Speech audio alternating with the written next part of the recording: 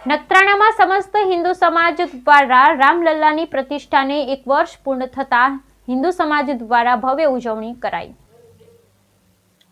કચ્છ જિયાપર તાલુકો નખત્રાણા અહીં સમસ્ત હિન્દુ સમાજ દ્વારા અયોધ્યા શ્રી રામ મંદિર વાર્ષિક ઉત્સવની ભવ્ય ઉજવણી કરવામાં આવી હતી। આગલા દિવસે રાત્રે શિવ મંદિરે સુંદરકાંડનું આયોજન કરવામાં આવ્યું હતું। 11ના સવારે વિશ્વ હિન્દુ પરિષદ ગુજરાત પ્રદેશના મહામંત્રી અશોકભાઈ રાવલ તથા હિન્દુ સમાજના અગ્રણી દ્વારા દીપ પ્રાગટ્ય કરવામાં આવ્યું હતું। ત્યારબાદ પૂરા જિયાપર ગામમાં ભવ્ય શોભાયાત્રાનું આયોજન કરવામાં આવ્યું, જેમાં ગામના તમામ સનાતન ભાઈઓ જોડાયા હતા।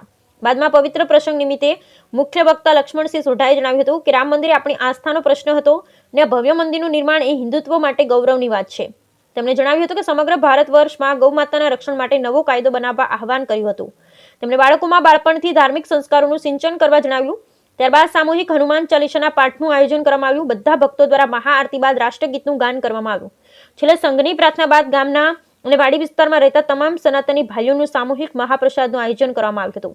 આ પવિત્ર દિવસે ગામમાં રહેતી તમામ ગાય માતાને ચારાનું વિતરણ સમિતિ દ્વારા કરવામાં આવ્યું હતું। કાર્યક્રમનું સંચાલન કરમશીભાઈ પોકારે કર્યું હતું।